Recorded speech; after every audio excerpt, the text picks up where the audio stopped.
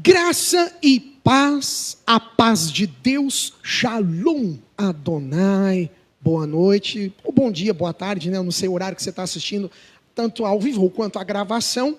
Hoje é domingo, dia 26 de outubro de 2025, inclusive hoje completa mais um aniversário que a pastora Suzy é recebida como presbítera no Concílio Noroeste Paulista da nossa Igreja Metodista Livre. Parabéns, pastora Suzy, pela sua vida, anos de dedicação. Em que pese ela foi recebida em 2019, mas Suzy e eu somos pastores desde 2008, desde 8 de agosto de 2008, que foi a nossa consagração antes, né, da Igreja Metodista Livre, e é uma bênção. Louvo a Deus pela tua vida, Suzy, por todos esses anos de ministério ao meu lado, caminhando junto.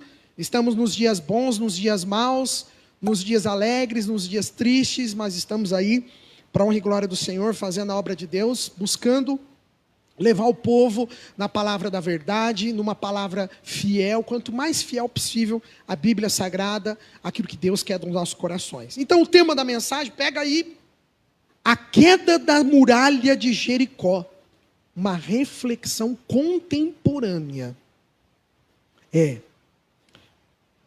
Hoje nós vamos meditar sobre um dos eventos mais emblemáticos, talvez, né, um dos mais emblemáticos da história bíblica para o povo de Israel, que foi a queda das muralhas de Jericó, que está retratado em Josué capítulo 6. Esse é um episódio histórico que não apenas revela o poder de Deus, agindo em favor do seu povo, né, em meio ao seu povo, mas também é um ensinamento profundo para a nossa vida cristã atual. Nossa, Júlio, o que um acontecimento lá de Josué, nos tempos, né, logo após Moisés, olha aí, Josué foi logo após, né, contemporâneo após Moisés, o que um ensino tão antigo, nós estamos falando aí o quê, né, sei lá, 1600, 1500, 1300 antes de Cristo, o que isso pode nos ensinar como, ainda hoje, né, o que isso ainda pode trazer para nós nos dias de hoje? Aqui, irmãos, nessa queda da muralha, hoje eu vou dividir em 3 pontos essa mensagem. Eu gosto sempre de dividir em 3 pontos, né? Não deu para fazer o PowerPoint, mas o primeiro delas, fala para quem está do lado. Preste atenção, irmãos. O poder da obediência. Pega aí no teu coração. O poder da obediência na experiência da fé, irmãos. Vamos abrir lá em Josué capítulo 6, verso 6. Eu vou ler na nova tradução, na linguagem de hoje. Josué chamou os sacerdotes e disse: carreguem a arca da aliança e na frente fiquem 7 sacerdotes levando cornetas. E disse ao povo: comecem a marchar em volta da cidade e os soldados marchem na frente da arca da aliança de Deus, o Senhor. Vamos parar aí. Depois, durante a semana, eu faço um desafio para você ler toda a narrativa de Josué capítulo 6 e você vai entender, com certeza, toda a história, se você não foi na aula bíblica dominical, faltou nesse dia, né? Aqui, irmãos, nós estamos falando de obediência, que é o alicerce fundamental da ação divina nesse episódio da queda das muralhas aqui em Jericó. Deus está orientando Josué, dizendo para ele: olha, marchem silenciosos. Eu já até preguei isso ainda na igreja Ágape. Faz tempo isso, hein? Isso aqui eu preguei já no mínimo uns 16 anos atrás. Uns 15 anos atrás, faz tempo. E quando eu preguei daquela outra vez, eu me recordo muito bem que eu preguei justamente sobre esse tema de você ficar em silêncio. Era importante que o povo permanecesse em silêncio enquanto eles estavam dando a volta na cidade de Jericó. Marchar silenciosamente por 6 dias, e ao 7º dia, marchando a 7ª vez, seguiriam com um clamor estrondoso, aonde ali seriam desmoronadas as barreiras que aos olhos daquelas pessoas naquele tempo eram intransponíveis. Jericó era uma cidade intransponível. Essa obediência estrita a esse comando de Deus, ela nos revela, igreja, que a vitória espiritual, ela depende da confiança justamente na direção divina. E não nas estratégias ou na força do poder simplesmente humano. Muitas pessoas se equivocam. Elas acham que as muralhas caíram por causa do grito. Irmãos, está parecendo até historinha de lobo mau. Você acha que o lobo mau consegue assoprar e destruir a casa do porquinho? Não é uma ficção, a história do lobo mau é uma ficção. Ela é, na verdade, uma analogia para a gente poder comparar aquele que faz a sua casinha, o quê? Né? No cimento, né? Aquela casinha na madeira, aquela casinha bem feita e protegida, o vento não vai levar. E aqui é a mesma coisa em Jericó. Tem muita gente que acha que foi o grito que fez com que as muralhas caíssem. Vou falar para quem está do lado. A obediência.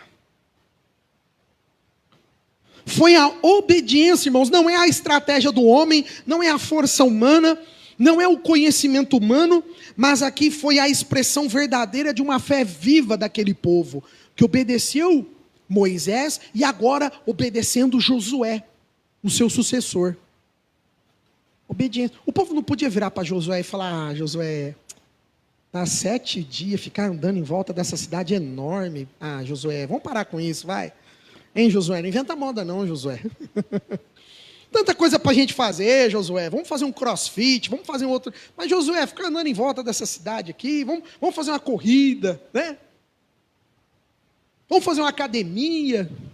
Josué, não está dando certo isso não, Josué. Tua liderança está diferente de Moisés. Moisés já ia bater o cajado e a muralha ia cair. Já ia começar. Você está entendendo como é a questão da obediência? O primeiro teólogo que nós vamos falar é justamente John Wesley, né? Toda vez a gente vira e mexe e cita Wesley, não tem como ter uma pregação metodista e a gente não ter Wesley, né, sendo citado. Um dos fundadores do movimento metodista, Wesley, ele enfatizava o seguinte, que a verdadeira santidade é principalmente na obediência integral à vontade de Deus. Olha que interessante, né? A visão metodista. Santidade não tem nada a ver com a roupa que ele veste. Santidade não tem nada a ver com o que ele fala, a maneira que ele fala. Não tem nada a ver com... hoje a gente olha, a gente fala a questão dos trejeitos, né, cristãos. Santidade não tem nada a ver com isso. É muito bonito você estar bem arrumado, você estar de social, você estar... Isso, não estou tirando mérito de nada disso. Mas isso não é santidade.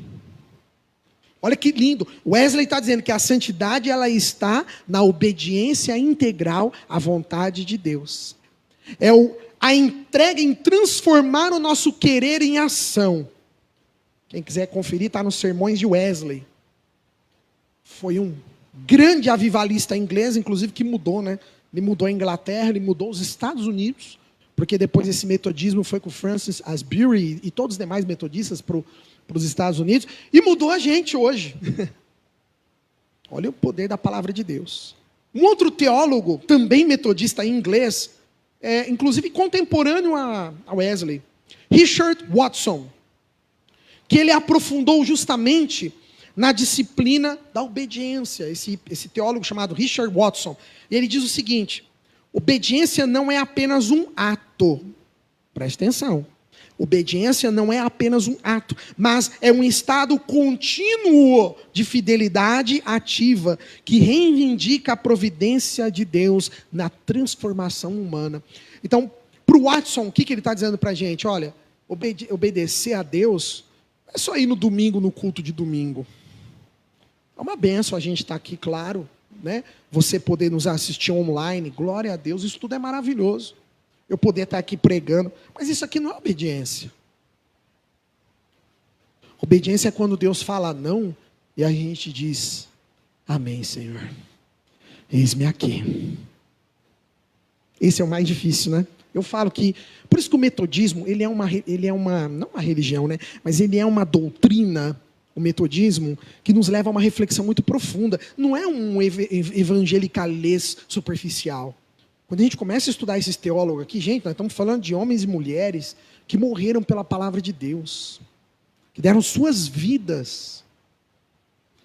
Hoje a gente vê o contrário, né? Hoje a gente vê pastor ganhando a sua vida por causa do evangelho. Não, aqui esses teólogos no passado, eles deram as suas vidas pelo evangelho. Tem um contraste muito grande, irmãos, quando a gente começa a estudar os teólogos né, tradicionais. Olha que bonito. Assim, o relato aqui em Josué aponta que essa disciplina de obediência, confiante e submissão a Deus fez com que as muralhas caíssem. E a pergunta que eu te faço hoje, irmãos: qual é a muralha que hoje está diante da tua vida? Porque a mensagem não é sobre Jericó. A mensagem não é sobre os hebreus que andaram durante 6 dias em volta de Jericó. Não, a mensagem é sobre qual a muralha que está diante de você. Qual é a muralha que está diante da tua família, ultimamente? Qual é a muralha que está diante do teu casamento, ultimamente? Qual é a muralha que está diante da tua saúde? A mensagem é sobre isso. Então, o primeiro ponto é a obediência. E obediência é só simplesmente em um único ato, servindo a Deus? Não. A obediência ela é contínua. Ela precisa ser contínua. Segundo ponto, vamos lá, já estou encerrando. A mensagem tem que ser rápida, direta, concisa. Então, o primeiro nós falamos de obediência. O segundo, a fé prática é a fé que vai derrubar a barreira. Não foi o grito, mas foi o fato deles confiarem naquilo que Deus havia dito para Josué. Você acha que o simples fato de gritar faz alguma coisa, irmãos? Não faz nada. Se a gente ficar gritando aqui, vai parecer uns tontos aí, ó, parecer uns bobos. Desculpa a expressão. Não, irmãos. Mas o fato está que eles gritaram porque eles tinham fé naquilo que eles ouviram Josué dizendo ser a boca de Deus. Está entendendo a diferença? Vamos ver no verso 20. É no capítulo 6 mesmo. Não fecha, eu esqueci de falar para não fechar, né? Josué, capítulo 6, verso 20. Na nova tradução na linguagem de hoje. Vamos lá, vem comigo. E então, os sacerdotes tocaram as cornetas. Olha que interessante.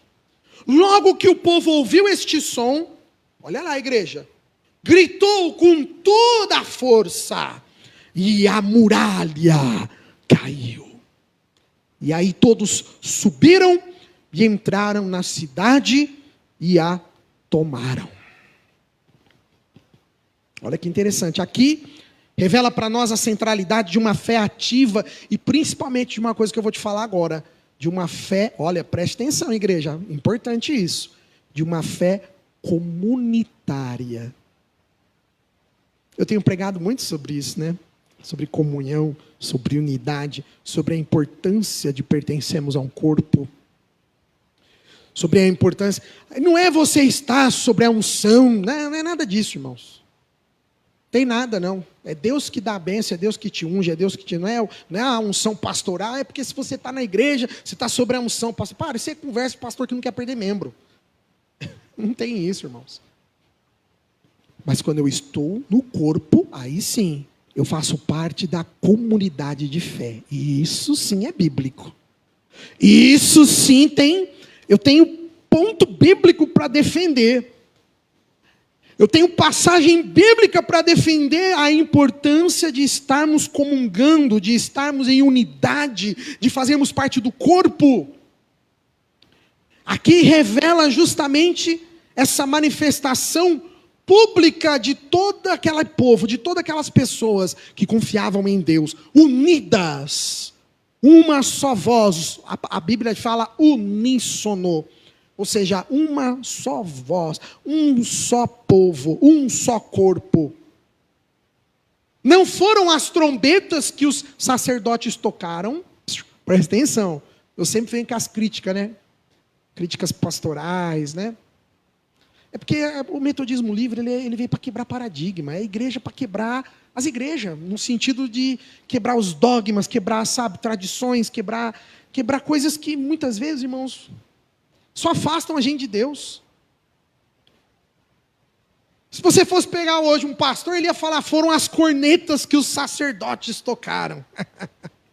Não, irmãos, aquilo foi só o sinal. Sabe, é o que eu sempre falo, o líder religioso, o pastor, o padre, a pessoa que está ali naquela determinada religião, que ele tem o seu líder, ele serve justamente, a própria palavra está dizendo, líder, ele vai apenas te guiar por um caminho.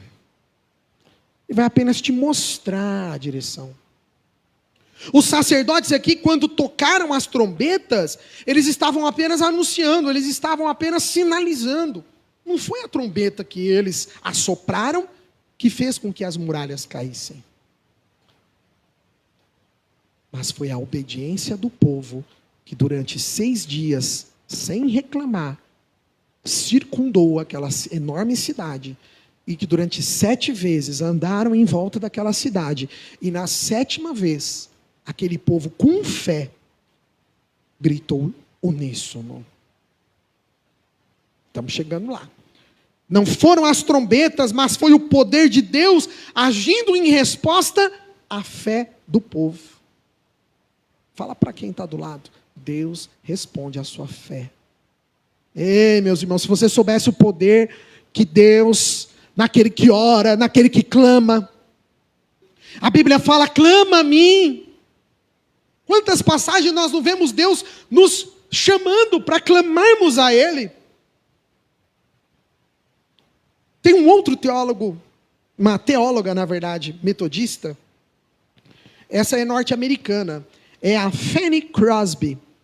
Ela, inclusive, ela publicou, se eu não me engano, mais de 10 mil canções. Essa Fanny J. Crosby. E ela é uma metodista, teóloga também, poetisa, escreveu mais de 2.000 poemas, coisa maravilhosa. Inclusive, ela perdeu a visão quando ela tinha 6 anos de idade. Eu estava estudando a história dela. Deu eu não sei se foi uma gripe, qual foi a doença que deu na Crosby, e ela perdeu a visão. E olha que interessante, desde os 6 anos de idade, né? E olha o que ela dizia, essa teóloga, metodista, poetisa, musicista.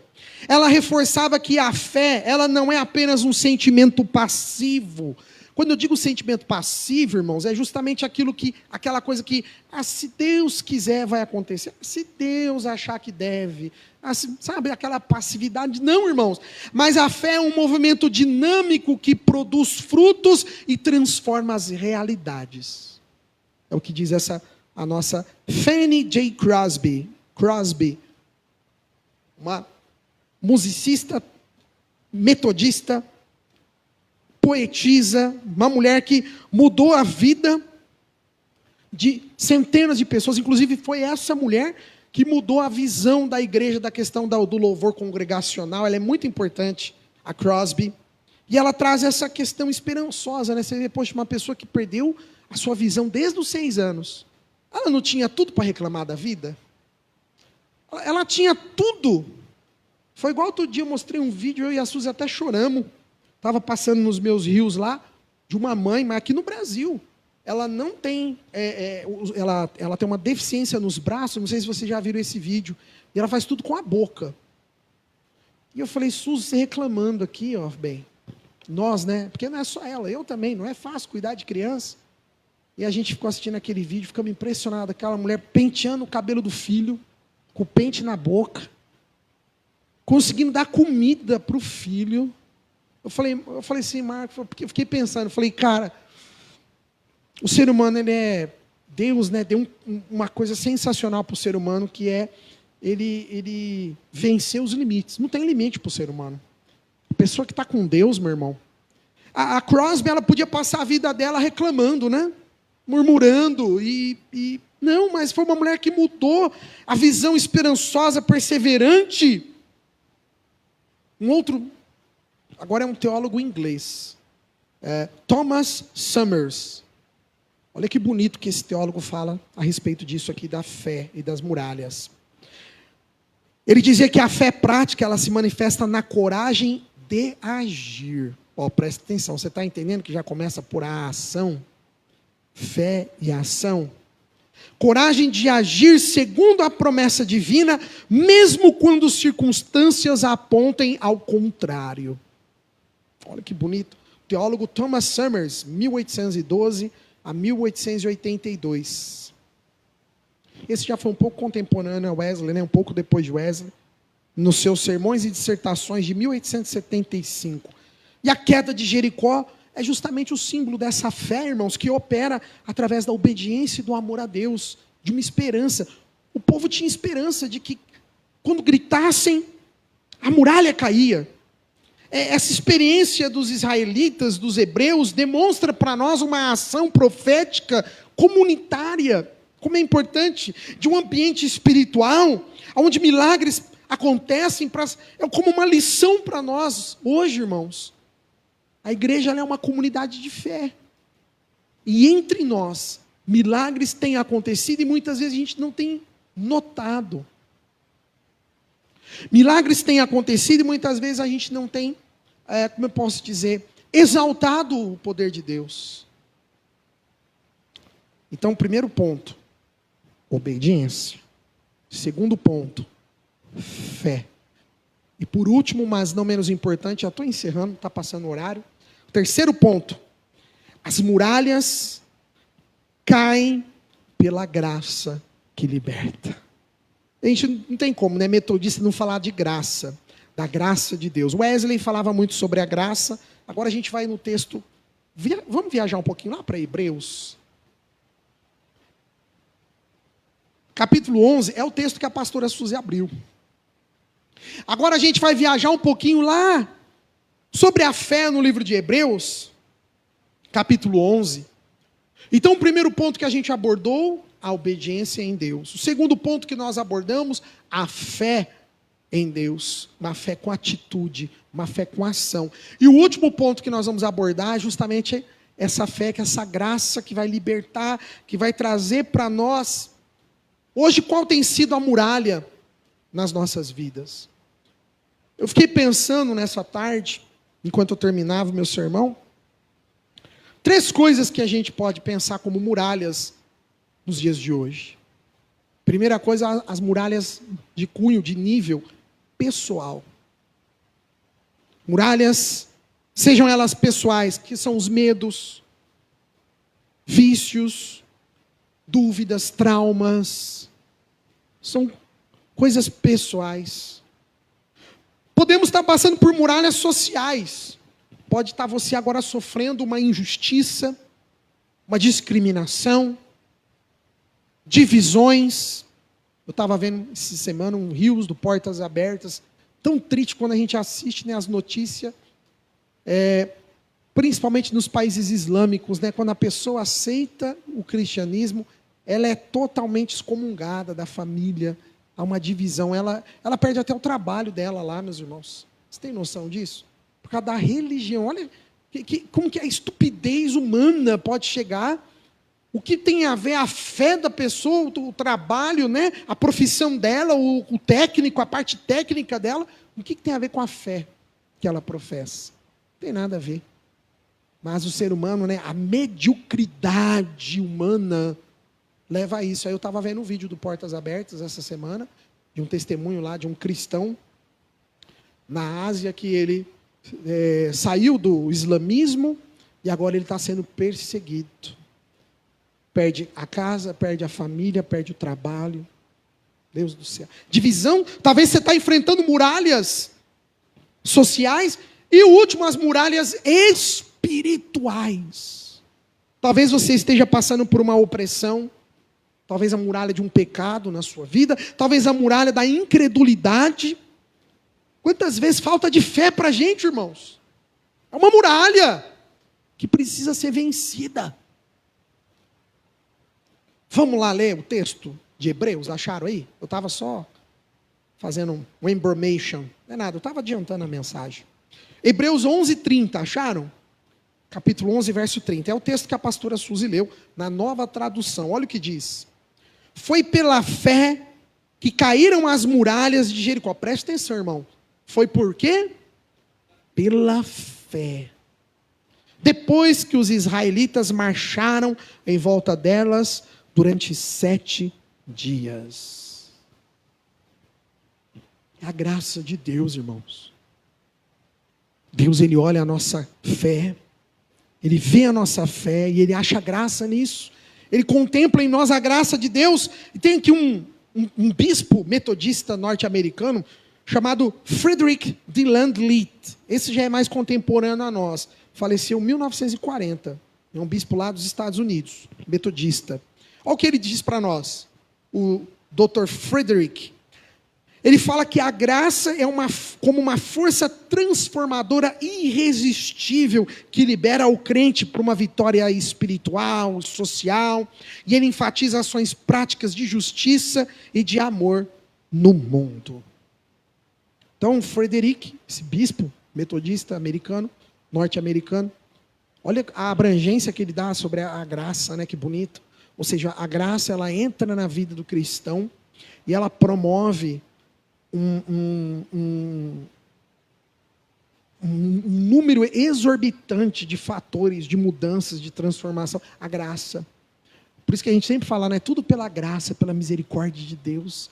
Essa graça, olha o que ele vai falando, ela é irresistível, ou seja, a gente não consegue resistir a essa graça maravilhosa. Ela libera o ser humano para uma vitória espiritual, social, para ações práticas de justiça e principalmente por amor ao mundo. Olha que interessante, esse teólogo, esse bispo, o ministério dele defendia, né, a sua vida toda, o impacto social que a fé metodista na luta pelos direitos humanos. Então você vê como a nossa igreja está sempre engajada com essas... Por isso que eu falo, a metodista ela veio para quebrar paradigmas. Ela não é apenas uma doutrina nova, não.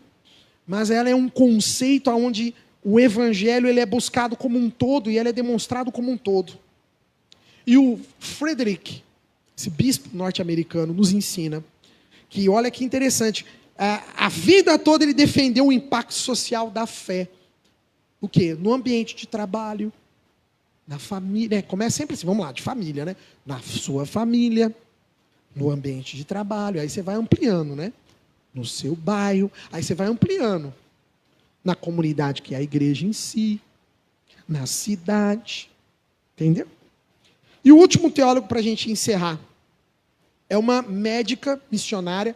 Ela, na verdade, ela nasceu na Índia, mas ela é filha, acho que é norte-americanos. Eles já eram missionários lá na Índia. É da família Scudder. Ela chama Ida Scudder, ou Ida, né? Mas em inglês é Ida. Ida Scudder. Ela já é bem mais contemporânea. Ela faleceu em 1960. E essa moça, ela é a 6ª geração de missionários da família dela. Você vê como que era um povo que nasceu mesmo para coração, né? E é interessante que eu fui estudar um pouco a história dela. Ela era da Igreja Reformada Americana. E olha que interessante, ela viveu a vida dela como médica. A vocação dela era justamente derrubar as muralhas sociais através da graça e do amor cristão, especialmente na área que era dela, né? Que é a área da saúde. E é interessante que ela abriu escola para enfermagem. Então ela formou inúmeras enfermeiras na Índia e depois ela também formou médicas. Mostrando um contexto adverso, né? Como que a graça do Senhor ela vai alcançando lugares, uma dimensão onde a graça vai indo que a gente não tem noção, a gente não tem ideia. E essa médica missionária, ela reconhecida ela fundou hospitais, olha que interessante, fundou escolas médicas, formou dezenas de enfermeiras e médicos, e ela diz para nós o seguinte, que o chamado hoje, a gente tem que reconhecer quais são as muralhas nossas. Para ela, no tempo dela, as muralhas eram talvez o preconceito. Você imagina na Índia, 1940 e pouco, 1950, será que tinha preconceito da mulher tornar-se médica? Com toda certeza. Né? Se esse preconceito temos até hoje, em muitos lugares do mundo, quanto mais na Índia, na década de 40, na década de 50. E assim, Ida Scudder, essa missionária que deu a sua vida na Índia, podia, né, ter se formado, voltado para os Estados Unidos, né, ter a minha vida, eu vou curtir minha vida, eu vou curtir meu tempo que me resta. Não. Ela permanece na Índia como missionária, como médica, como cristã, trazendo um legado. Inclusive um dos, não sei se é hospitais onde ela estudou, que ela fundou, até o Mahatma Gandhi foi lá conhecer. Olha que interessante. É uma pessoa... Então a gente começa a ver como que ela foi... tem até um comentário, eu não sei se é presidente, quem que era da Índia, naquele tempo, né? fez até uma menção honrosa a essa médica, de tão importante que ela foi para a Índia. E a gente nem conhece a história dela, né? Ó, Aida Scudder. Eu nunca tinha ouvido falar dessa mulher. Isso, irmãos, mostra para nós que muralhas existem em todos os lugares, em todas as épocas, e que muitas vezes quem derruba muralha nem sempre é reconhecido. Sabe? Eu fiquei pensando nisso quando eu estava estudando essa médica missionária. Eu fiquei pensando nisso, falei, poxa, olha o quanto de vidas que ela deve ter mudado através não só da medicina, mas da sua visão cristã. E eu nem sabia da história dela. Então você vê como que muitas vezes, irmãos, o chamado de Deus para nós derrubarmos muralhas, não é para a gente ser aplaudido. Hoje a gente vê, parece que a igreja quer aplauso. Parece que o pastor quer aplauso. Parece que o cristão, ele quer aplauso. Ele quer reconhecimento. Irmãos, não. Deus nos chama muitas vezes para derrubarmos muralhas no anonimato. É no anonimato. Talvez ninguém nem vai ver aquilo que você fez. Mas não fica triste, não. Porque Deus, ele vê tudo e todos. Oh, aleluia. Que o episódio da queda da muralha, lá em Jericó, seja para nós um convite ao primeiro ponto, a obedecermos, a obediência. Seja um convite a termos mais fé, a acreditarmos mais quando Deus disser, eu sou contigo. Eu lembro até hoje, esse negócio de falta de fé é um trem. Eu fui aprendendo muito com meus erros, irmãos. Até vi uma frase bonita hoje no Instagram, o Ed Satriani, acho que o nome dele é isso, né? Um rapaz que ele é calvo e ele fala várias... ele tem um canal, né, que fala de motivação, de coisas legais, assim, e eu estava vendo uma frase do Ed. Ele diz o seguinte, ele não fala que você, por ser pai e mãe, para nós pais, não é que a gente sabe mais que os nossos filhos, é que a gente já errou tanto, então a gente já aprendeu com os erros. Né? Irmãos, a primeira coisa é a obediência, a segunda coisa é a fé, a terceira coisa é a graça. E que nós possamos aprender, irmãos, que quebrar essas muralhas que nós temos hoje nas nossas vidas, muitas vezes vai ser no anonimato. Muitas vezes as pessoas não vão nem saber. Mas o que importa é nós continuarmos confiantes em Jesus. Quando Ele disser que você é capaz, que você pode, obedeça.